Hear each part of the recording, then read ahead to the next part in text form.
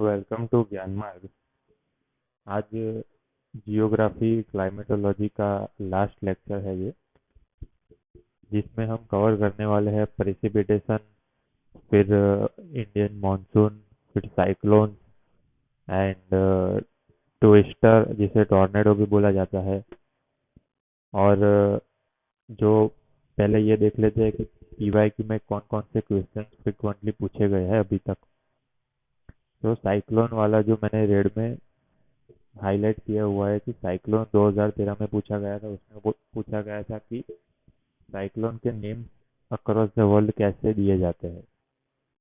फिर 2014 में tropical cyclone जो है वो South China Sea, Bay of Bengal और गल्फ ऑफ मेक्सिको में ही क्यों कन्फाइंड होते हैं।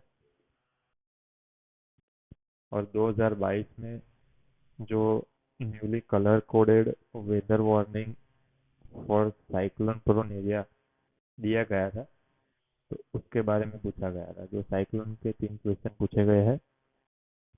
फिर एयर मास के ऊपर और उसके माइक्रो क्लाइमेटिक चेंजेस का क्या रोल है उसके ऊपर पूछा गया है। और ट्विस्टर का एक 2024 में पूछा गया है लेटेस्ट।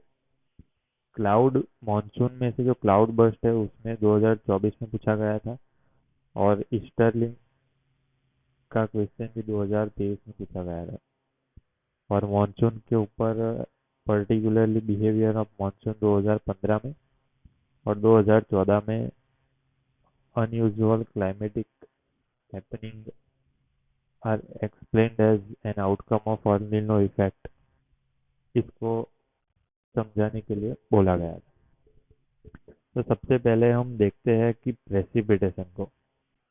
तो what do you mean bye precipitation? So precipitation is water that fall from the sky. Sky में से जो वाटर गिरता है उसे प्रेसिपिटेशन कहते हैं। It can be rain, like it can be in the water droplet, it can be snow, it can be sleet, or it can be hail। तो इसके बीच डिफरेंस क्या है? जो रेन है वो वाटर के फॉर्म में आता है। स्नो है वो वाटर ही होता है लेकिन सॉलिड फॉर्म में आता है। उसमें होता है कि रेन कैसे बनता है पहले उसको समझेंगे और इसके बीच का डिफरेंस देखते हैं। कि रेन है वो water droplet larger than 0.5 mm होगा, उसे रेन बोलते हैं। 0.5 mm से ज़्यादा जो वाटर ड्रॉपलेट होगा उसे रेन बोलेंगे। और जो 0.5 से कम का होगा उसे ड्रिजल बोलेंगे। वाटर ड्रॉपलेट ही, लेकिन 0.5 mm से कम उसे ड्रिजल बोलते हैं। स्नो उसे बोलता है कि 0.1 से 10 mm तक का आइस क्रिस्टल रेंजिंग होगा, उसे स्नो बोलेंगे। अगर यही स्नो 5 mm से 10 5 mm से कम का होगा तो उसे स्लिट बोलेंगे। स्मॉल आइस पैलेट को स्लिट बोलते हैं। और अगर वो ज़्यादा बड़ा होगा 5 से 50 का तो उसे हेल बोलेंगे। यहाँ पे हम देख सकते हैं। लेकिन ये बनता कैसे है? जब क्लाउड कंडेंस हो जाते हैं और उसमें से जो वाटर होता है जो गिर जाता है, तो वो वाटर के रूप में वो गिरता है, वाटर के फॉर्म में गिरता है, तो उसे रेन बोलते हैं।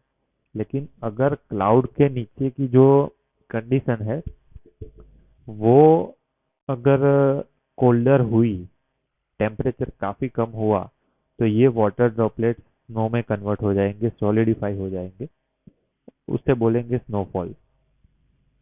और यही स्नो उसके नीचे के लेयर में जाके ड्यू टू स्लाइटर हायर टेम्परेचर वो स्लिट में कन्वर्ट हो जाता है। और अगर ये वाटर ड्रॉपलेट स्नो बन जाते हैं और फिर से ड्यू टू असेंडिंग विंड ये स्नो फिर से ऊपर चला जाता है at the level of cloud, और फिर से वो नीचे आता है जहाँ पे कोल्डर रीजन होता है। तो उससे क्या होता है कि ये स्नो काफी बड़ा हो जाता है, उसे हम हेल बोलते हैं। ये स्लीट जो बड़ा हो जाता है उसे हेल बोलते हैं। तो ये था मेजर डिफरेंस। अब फॉर्मेशन ऑफ रेन कैसे होता है? तो सबसे पहले तो कंडेंसेशन होता है। जो वाटर वेपर जो वाटर प्रेजेंट है अर्थ के ऊपर as a form of ocean और ट्रांसपीरेशन के फॉर्म में, इवेपोरेशन के फॉर्म में जो वाटर है वो इवेपोरेट हो जाता है और वाटर वेपर बन जाता है। और यही वाटर फिर असेंड होता है, राइज होता है अपर लेवल पे, और वहाँ जाके due to the low temperature वो कंडेंस हो जाता है। इसकी वजह से कंडेंसेशन से वाटर वेपर जो है वो फिर से लिक्विड ड्रॉपलेट्स में कन्वर्ट हो जाता है। और यही लिक्विड ड्रॉपलेट्स जो एनवायरनमेंट में डस्ट पार्टिकल होता है उसके अराउंड न्यूक्लिएट हो जाते हैं, जिसे न्यूक्लिएशन कहते हैं। पहले कंडेंसेशन हुआ, उसके बाद न्यूक्लिएशन होगा, न्यूक्लिएशन के बाद कोलिजन एंड कोएलेशन होगा। कोलिजन किसका होगा?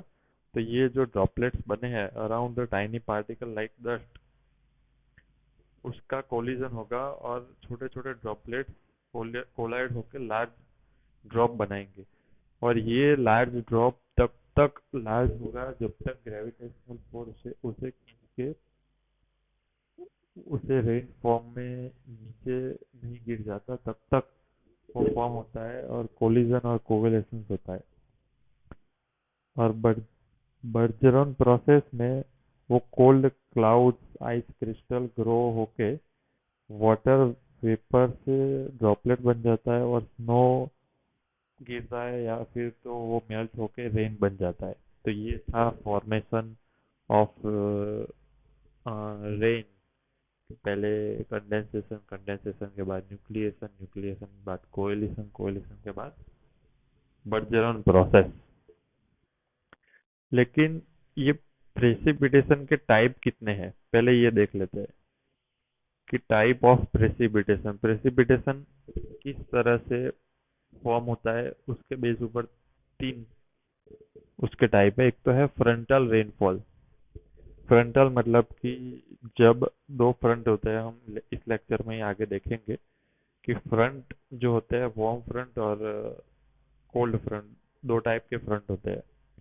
जो वार्म फ्रंट होता है उसमें वार्म एयर होती है और वार्मनेस और हाई टेम्परेचर की वजह से वो लेस वेट होता है, इसलिए वो कोल्ड फ्रंट के ऊपर राइज कर जाता है। और उससे वो राइज करने की वजह से वही वार्म फ्रंट की एयर क्यूमुलोनिम्बस और निम्बस क्लाउड बनाते हैं और वो प्रेसिपिटेट करते हैं, जिसे फ्रंटल रेनफॉल कहते हैं।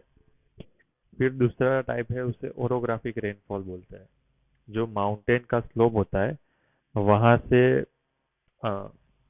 एयर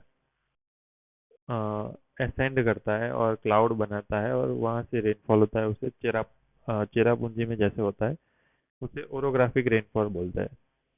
और तीसरा है कन्वेक्शनल रेनफॉल। जैसे रेगुलरली होता है कि सन का जो हीट है टेम्परेचर के फॉर्म में आता है, हाई टेम्परेचर बनाता है, वाटर जो अर्थ का है वो वाटर वेपर बन जाता है और उसमें से क्लाउड बन के रेनफॉल होता है, उसे कन्वेक्शनल रेनफॉल बोलते हैं। यहाँ पे ग्लोबल डिस्ट्रीब्यूशन ऑफ प्रेसिपिटेशन कैसा है, तो हम इसका अंदाजा लगा सकते हैं कि इक्वेटर पर हाई टेम्परेचर होता है, इसीलिए हाई टेम्परेचर की वजह से हाई इवेपरेशन होगा और हाई इवेपरेशन की वजह से ज़्यादा क्लाउड बनेंगे और ज़्यादा रेनफॉल होगा इक्वेटर पर। तो लोअर लैटिट्यूड यानी कि हायर लैटिट्यूड यानी कि 90 डिग्री और लोअर लैटिट्यूड यानी कि 0 डिग्री इक्वेटर, तो लोअर लैटिट्यूड पे ज़्यादा रेनफॉल होगा और 90 डिग्री पोल के ऊपर वहाँ पे रेनफॉल एकदम नहीं होगा, क्योंकि वहाँ पे इतना ठंडा होगा कि वहाँ स्नोफॉल होता है, तो नहीं के बराबर वहाँ पे रेनफॉल होता है। अब ये क्वेश्चन पूछा गया है कि what do you mean bye cloud burst. एक बार वो क्वेश्चन आप देख लेते हैं यहाँ पे। ये 2024 का क्वेश्चन है कि what is the phenomena of cloud burst and explain it. तो इसको हम कैसे लिखेंगे? सबसे पहले तो लिखेंगे कि what do you mean bye cloud burst. तो उसमें लिखेंगे कि cloud burst is an extremely intense and sudden rainfall event. Intense and sudden जो रेनफॉल होता है उसे क्लाउड बर्स्ट बोलते हैं।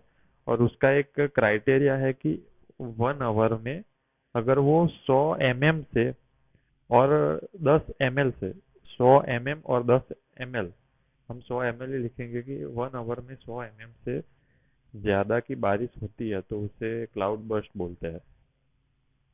वो 200 mm से ज़्यादा भी हो सकती है।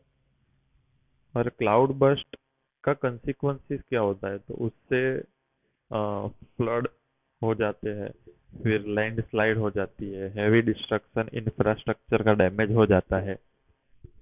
तो ये उसके कंसिक्वेंसेस है। अभी एक क्वेश्चन ये है कि क्लाउड बर्स्ट बनता क्यों है, कैसे बनता है। तो ये जो वार्म एर्थ है वो रैपिडली राइज कर लेती है और क्यूमुलोनिम्बस क्लाउड बनाती है। फिर एक रीजन ये भी है कि ओरोग्राफिक रेनफॉल होता है माउंटेन रीजन में, जो क्लाउड बनते हैं उसकी वजह से भी क्लाउड बर्स्ट होता है।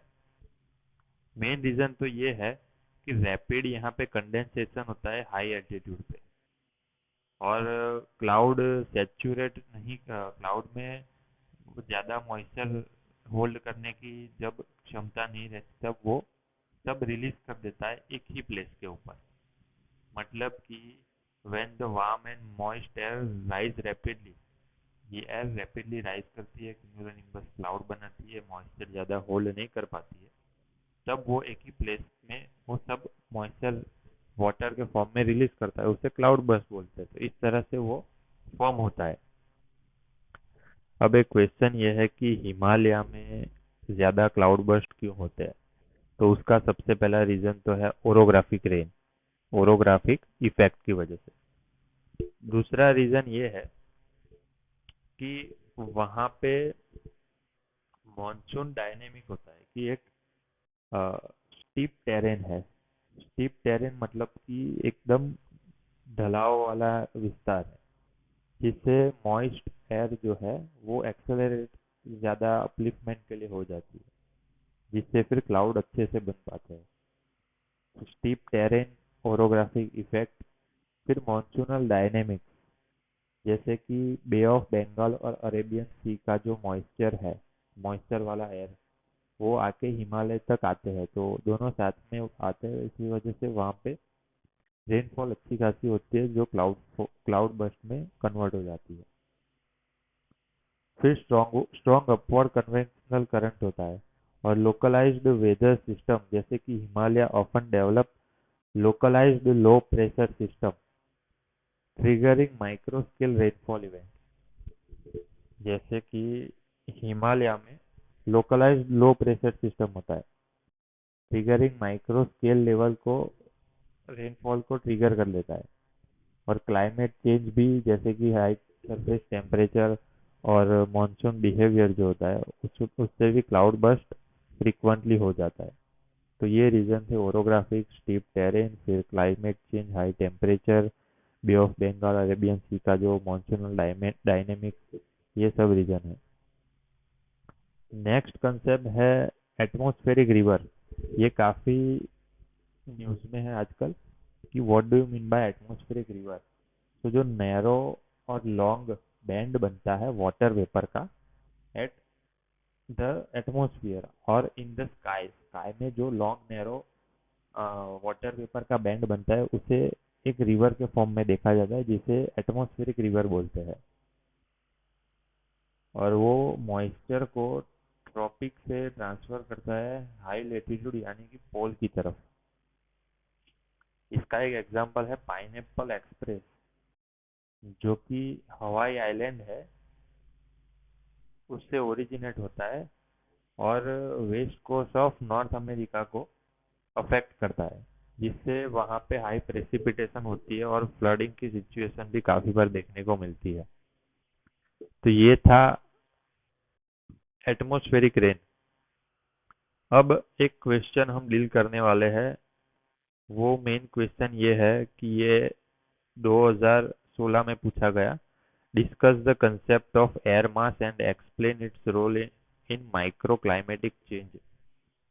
तो एयर मास क्या है और उसका माइक्रो क्लाइमेटिक चेंज के ऊपर क्या इफेक्ट है।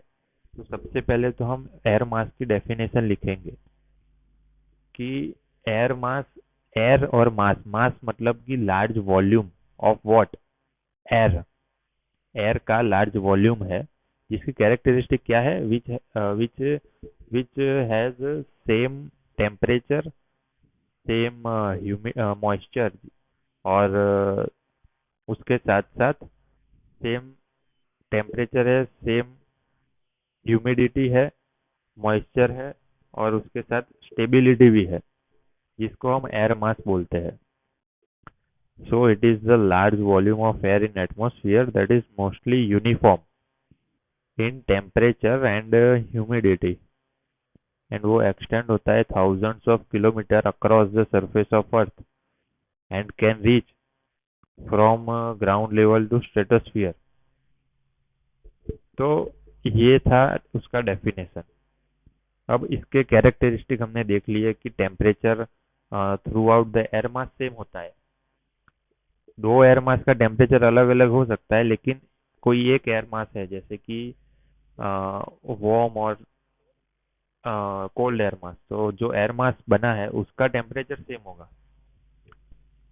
और उस वो भी डिपेंड करता है एयर मास का ओरिजिन कहाँ पे हुआ है. अगर वो वार्म टेम्परेचर में हुआ है तो हाई टेम्परेचर में हुआ है तो वो वार्म एयर मास होगा, और अगर वो पोलर रीजन में हुआ है तो वो कोल्डर एयर मास होगा. अब सेकंड कैरेक्टरिस्टिक है वो है ह्यूमिडिटी. ह्यूमिडिटी भी डिपेंड करती है कि उसका ओरिजिन कहाँ पे हुआ है. अगर कॉन्टिनेंट पे उसका ओरिजिन हुआ होगा तो उसकी ह्यूमिडिटी कम होगी, और अगर ओशियनिक रीजन पे उसका ओरिजिन हुआ होगा तो उसकी ह्यूमिडिटी ज़्यादा होगी. स्टेबिलिटी थर्ड कैरेक्टरिस्टिक है. एयर मास जो जनरली है वो लेस स्टेबल होते हैं और एक एक के ऊपर दूसरा राइज करने की टेंडेंसी रखता है, जिससे क्लाउड फॉर्म होता है और प्रेसिपिटेशन होता है. तो ये उसकी स्टेबिलिटी की कैरेक्टरिस्टिक भी है. अब क्वेश्चन का दूसरा एस्पेक्ट है कि एयर मास की मैक्रो क्लाइमेटिक चेंज क्या है, उसके ऊपर उसका इफेक्ट क्या है. तो पहला तो ये है कि एयर मास जो है वो फ्रंट बनाता है. दो एयर मास के बीच की जो जगह होती है, there is a transition space और boundary between two air mass is known as front. और इसी फ्रंट की वजह से हमने देखा था कि वार्म फ्रंट कोल्ड फ्रंट के ऊपर असेंड करता है. इसकी वजह से क्यूमुलोनिम्बस क्लाउड बनते हैं और रेन कंडेंसेशन होके क्लाउड बनते हैं, और रेन होता है उस एरिया पे. तो ये एयर मास है, उससे फ्रंट बनते हैं, और फ्रंट से प्रेसिपिटेशन होता है, प्रेसिपिटेशन से क्लाइमेट में रेनफॉल होता है, और ये रेनफॉल की वजह से फ्लडिंग भी हो सकता है. तो ये एक क्लाइमेटिक चेंज है, क्लाइमेट के ऊपर उसका असर है. फिर दूसरा है कि ग्लोबल पैटर्न के ऊपर, जैसे हेडली सेल है, वो लार्ज एटमॉस्फेरिक सर्कुलेशन पैटर्न में की इम्पोर्टेंट रोल रखते हैं. और वार्म एयर राइज होती है इक्वेटर पे, इक्वेटर से वो मूव होती है टुवर्ड्स द पोल, लेकिन due to Coriolis force 30 degree के ऊपर वो डिसेंड कर जाती है. इससे हेडली सेल और उसके बाद फेरल, और फेरल के बाद पोलर सेल बनता है. तो ग्लोबल सर्कुलेशन पैटर्न भी यही एयर मास बनाते हैं. फिर है कि सीजनल शिफ्ट, जैसे समर में कॉन्टिनेंटल एयर मास जो होते हैं, ट्रॉपिकल एयर मास, वो नॉर्थवर्ड फ्रॉम इंडियन सब कॉन्टिनेंट और इंटरेक्ट करते हैं मॉनसूनल विंड से. मतलब कि एयर मास होते हैं वो मॉनसून एयर के साथ इंटरेक्ट करके सीजनल शिफ्ट भी करवाते हैं. और अल नीनो ला नीना इवेंट को भी एयर मास इन्फ्लुएंस करते हैं. और क्लाइमेटिक जोन पे उसका असर ये है कि नॉर्दर्न हेमिस्फीयर में ड्यूरिंग विंटर जो पोलर एयर मास है वो पोलर क्लाइमेटिक कंडीशन को एक्सटेंड करता है इक्वेटर की तरफ. सिमिलरली इक्वेटर का जो क्लाइमेटिक एयर मास है वो पोलर रीजन की तरफ जो इक्वेटर का क्लाइमेटिक जोन है उसको एक्सटेंड कर रहा है. तो इस तरह से क्लाइमेटिक जोन का हीट बैलेंस वो बैलेंस करने की ट्राई करता है. तो ये रोल ऑफ एयर मास हो गई, एक की फ्रंट बनाता है, दूसरा है कि सीजनल शिफ्ट बनाता है, अल्निनो लालिनो करवाता है, ग्लोबल सर्कुलेशन जैसे कि सेल बनाता है, और इम्पैक्ट ऑन क्लाइमेटिक जोन होता है। तो ये था एयर मास के ऊपर उसका क्लासिफिकेशन और डिफरेंस। अब फ्रंट है, उसको हम नेक्स्ट लेक्चर में पूरा कवर करेंगे, और वो लास्ट लेक्चर हो जाएगा। Thank you.